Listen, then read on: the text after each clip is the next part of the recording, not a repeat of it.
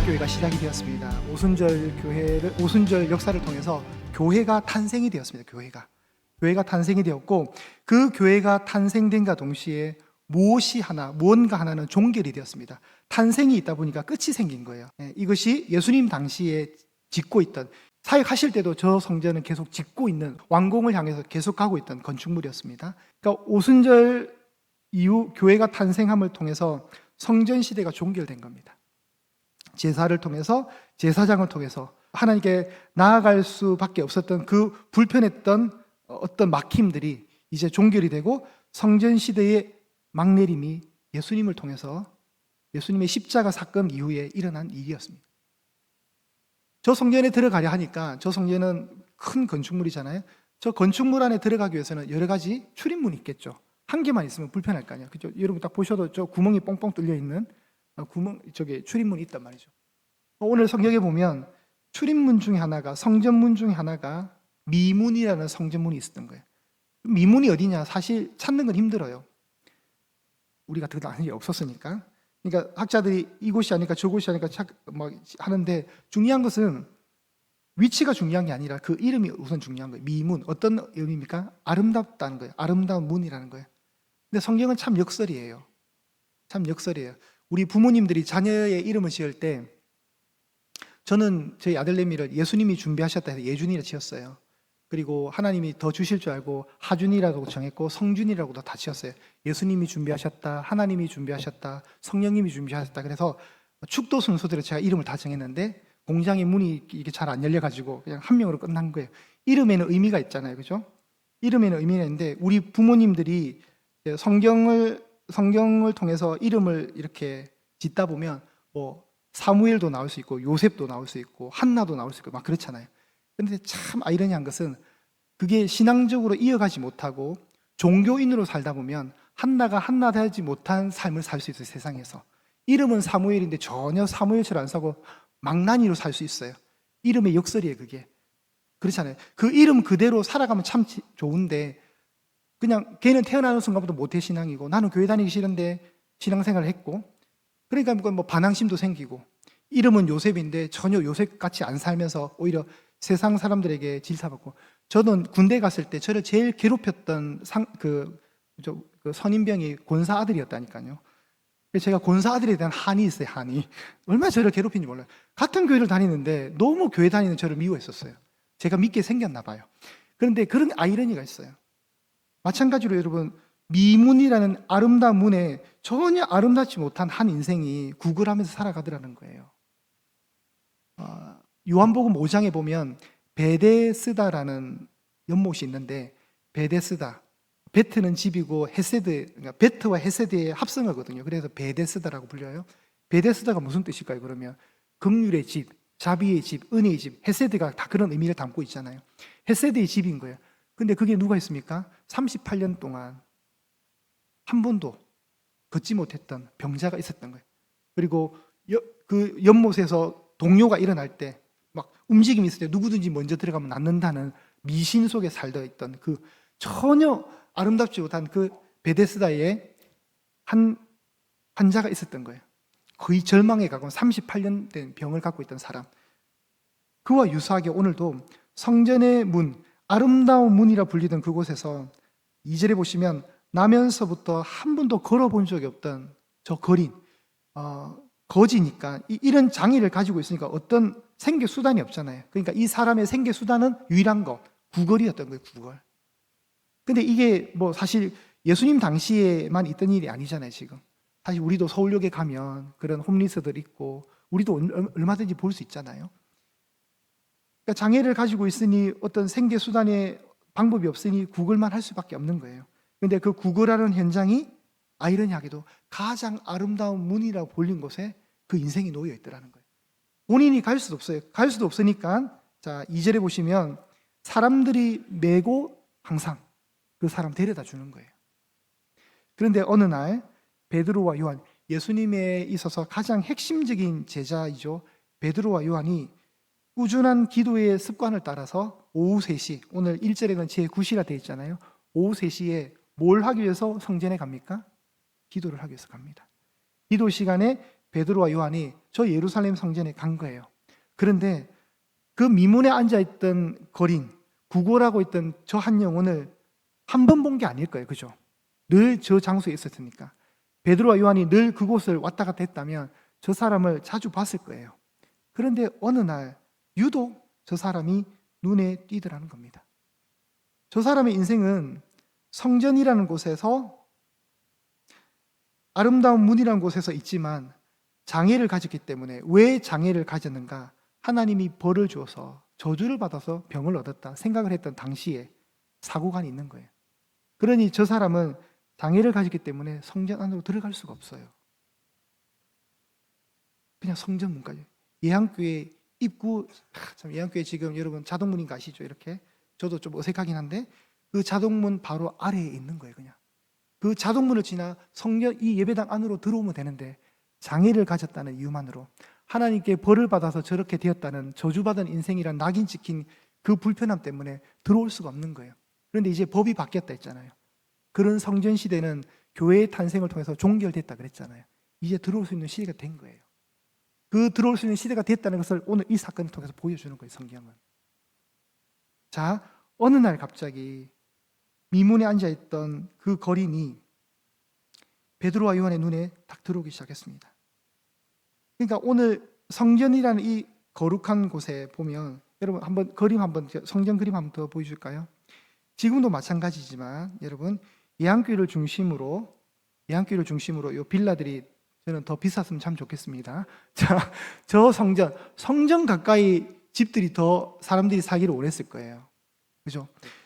점점 가까이 가고. 왜 그래요? 성전이 이 유대인들에게 있어서는 정말 삶의 본질이거든요. 성전, 하나님의 임재가 있으니까. 그런데 아이러니하게도 이 거린에게는 성전이 인생 본질의 문제를 해결하지 못하고 있더라는 거예요. 성전은 무기력했습니다. 거룩한 곳에서 영혼이 분리된 채 살아가는 한 영혼, 그 한 영혼이 어느 날 베드로와 요한의 눈에 들어왔다는 거예요. 3절 보시면 그가 베드로와 요한이 성전에 들어가려 할 때 뭘 합니까? 구걸합니다. 돈 좀 달라고. 그런데 그날 4절에 보시면 베드로가 요한과 더불어서 뭘 합니까? 주목했습니다. 주목. 이 주목이라는 단어는 깊은 관심을 가지고 보았다는 뜻이에요. 4절에. 그리고 그날 하필이면 베드로와 요한의 마음에 뭔가 이 사람에게 필요한 뭔가의 필요를 채워주게 되겠다는 선한 마음이 든 것 같습니다. 그래서 베드로가 하는 말이 뭐냐면 우리를 보라는 겁니다. 4절 올려주세요. 우리를 보라. 이제 이 사람은 단순히 구제 대상이 아니라 하나님의 긍휼이 필요한 긍휼의 대상이었다는 거예요. 이제 우리를 보라는 거예요. 우리를 보라. 그러면 그 구구라는 사람은 뭘 생각할까요? 아, 돈 주는가 보다 생각하겠죠. 5절입니다. 그가 그들에게서 무엇을 얻겠구나, 무엇을 얻을까요? 바라보는 거예요. 우리를 보라니까 보는 거예요. 근데 그 사람 먼저 생각합니다. 자기가 오늘 자기에게 어떤 일이 일어날지 전혀 기대감 없이, 아, 오늘 돈 좀 받겠구나, 그런 단순한 마음. 그럴 때 베드로가 했던 아주 충격적인 발언이 뭡니까? 6절이죠. 6절인데 우리 6절 한번 합독해 볼게요. 자, 시작. 베드로가 이르되 은과 금은 내게 없거니와 내게 있는 이것을 내게 주노니 나사렛 예수 그리스도의 이름으로 일어나 걸어라 하고. 여러분, 도박입니다. 도박. 그냥 망신 안 당하려면 돈 주면 돼요. 근데 베드로에게는 지금 뭐가 있냐면 나사렛 예수 그리스도의 그 구원의 능력의 이름이 있는 거예요. 도박입니다. 안 되면 어떡할 거예요? 그런데 베드로는 담대했습니다. 왜 그럴까요? 성령의 권능을 받았거든요. 너희가 성령의 권능을 받아 예루살렘과 온 유대와 사마리아와 땅끝까지 내 증인이 되라. 베드로와 요한은 이제 증인이에요. 증인. 그 증인에게 뭐가 있습니까? 성령의 능력이 있는 거예요. 성령의 능력을 받았습니다. 그리고 이 불쌍한 영혼, 오늘 가장 긍휼이 필요한 영혼, 이 영혼에게 나사렛 예수 그리스도의 이름을 선포합니다. 그 예수님의 이름이 뭐길래 걸으라는 거예요? 도박입니다. 도박. 그런데 그 예수님의 이름으로 일어나 걸으라고 할 때 엄청난 극적 반전이 일어나는 거죠. 자, 나사렛 예수. 여러분, 우리는 너무 익숙하죠. 그런데 나사렛이라는 의미는 좋은 뜻이 아니에요. 촌동네. 요한복음 1장에 나다나엘이라는 사람이 했던 아주 유명한 말이 있습니다. 나사렛에서 무슨 선한 것이 나겠느냐. 그 촌동네라는 거예요. 무시돼요. 예수님이 그곳에서 출신이니까 무슨 나사렛에서 메시아가 나오냐. 그 말이잖아요. 나사렛은 천대받는 지역이었습니다. 그런데 굳이 이 천대받는 출신지를 예수님 이름 앞에 넣었고 예수라는 구원자라는 실존의 이름을 넣고 신적 권위를 가진 그리스도 메시아를 넣어서 수식해서 그 이름으로 일어나 걸으라고 선포합니다. 그리고 그냥 선포하지 않고 7절에 보시면 오른손을 잡아줍니다.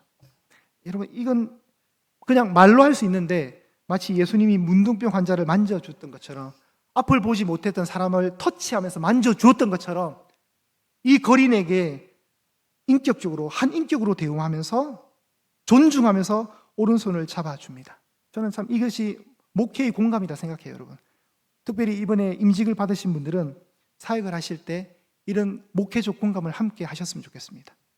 따뜻한 한마디, 따뜻한 터치. 베드로가 이 영혼에게 선포할 때 이 영혼에게 어떤 일이 일어나느냐? 발과 발목이 어떻게 해요?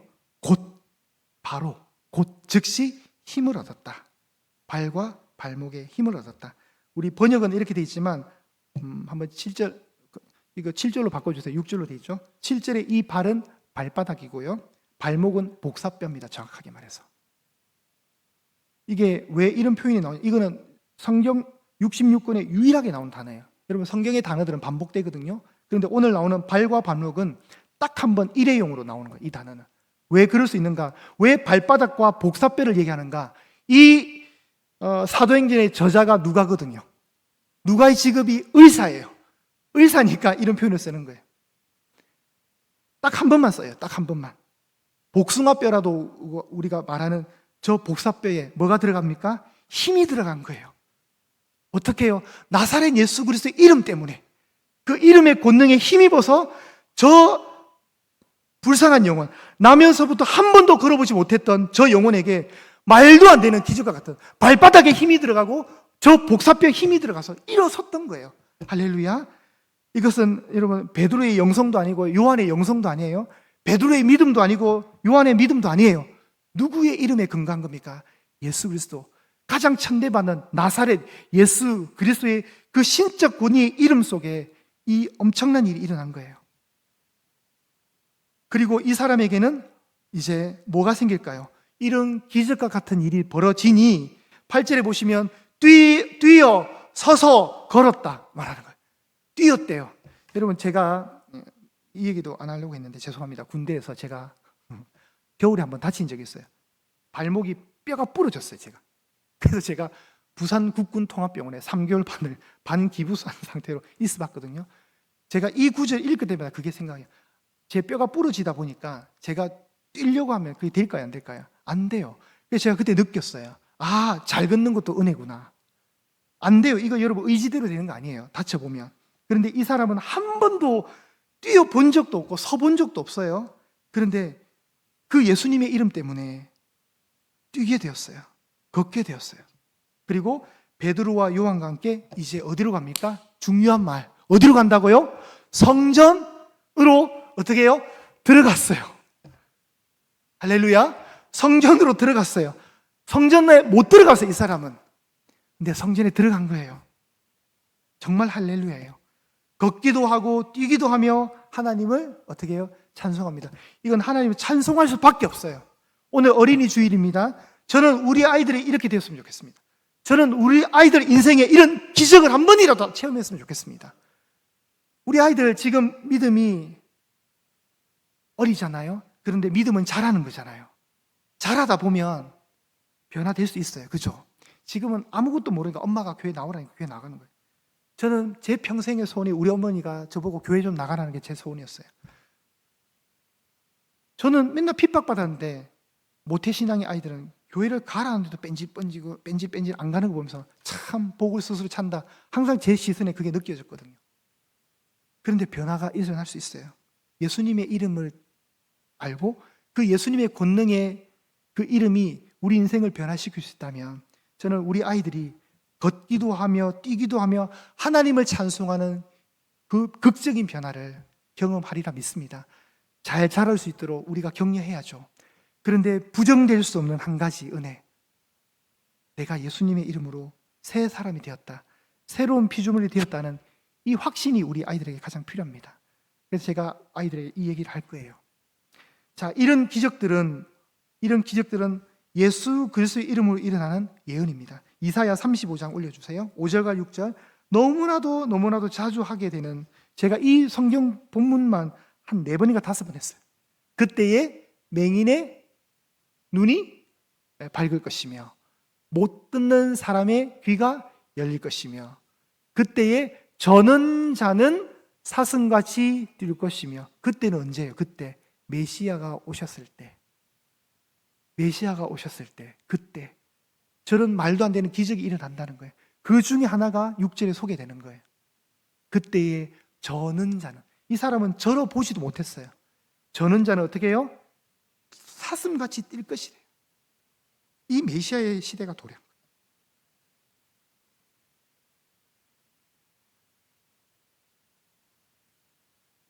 이 부정될 수 없는 은혜가 우리 아이들에게 다 임했으면 좋겠습니다. 이 미문에 앉아서 구걸하던 인생이 극적으로 예수님을 경험했잖아요. 이 사람 평생 예수님 못 떠나요. 왜요? 부정될 수 없거든요. 아무리 부정하려 해도, 거짓말을 하려 해도 안 되잖아요. 자신의 삶 속에 실제가 돼서 일어난 일이잖아요. 여러분, 이 은혜가 우리 아이들에 있기를 기도해 주십시오. 평생토록 교회를 떠나지 못하도록, 평생토록 하나님 품 떠나지 못하도록 그 아이들의 마음을 강력하게 끄는 그 은혜의 흔적, 간증이 있어야 됩니다. 그래야 다음 세대가 설 수 있는 것이고 한국교회가 소망이 있는 것이죠. 말라기 4장 2절입니다. 치료의 강선 유명하죠? 그건 다 필요 없고요. 나중에 제가 이 치료의 강선 한번 설교해 드릴게요. 치료의 강선 없습니다. 번역이 잘못된 거예요. 외양간에서 나온 송아지같이 뛰는 은혜. 이 비전이 오늘 나면서 못 걷던 사람이 베드로와 요한을 만나고 예수 그리스도 이름으로 일어나 걷게 된 이후부터 일어난 비전인 거예요. 우리 아이들이 교회에 오는 것이 너무 좋고 송아지처럼 뛰는 은혜가 있기를 기도해 주십시오. 기적을 체험하니까 이 안전뱅이가 얼마나 좋았겠어요, 여러분. 걷고 뛸 때 그 마음을 상상해 보세요. 걷고 뛰었을 때 돈은 잠깐 좋은 것밖에 없어요, 여러분. 근데 영원한 복이잖아요. 영원한 걸 만났잖아요. 찬송할 수밖에 없어요. 가식이 아니라 실체잖아요. 누가 시켜서가 아니라 실체잖아요. 자기 삶 속에 경험된 거잖아요. 그리고 모든 백성이 그 사람이 걷는 것과 하나님을 찬양하는 것을 보면서 놀랍고 놀라는 거예요. 놀랍게 여기는 거예요. 여러분, 구걸하는 이에게 은과 금 말고 무엇을 우리가 줄 수 있습니까? 구걸하던 이 사람에게 은과 금 말고 무엇이 가장 필요합니까? 예수님입니다. 예수님. 진짜 필요한 것은 돈이 아니었고 예수님이었습니다. 성전은 이 영혼을 변화시킬 수 없었습니다.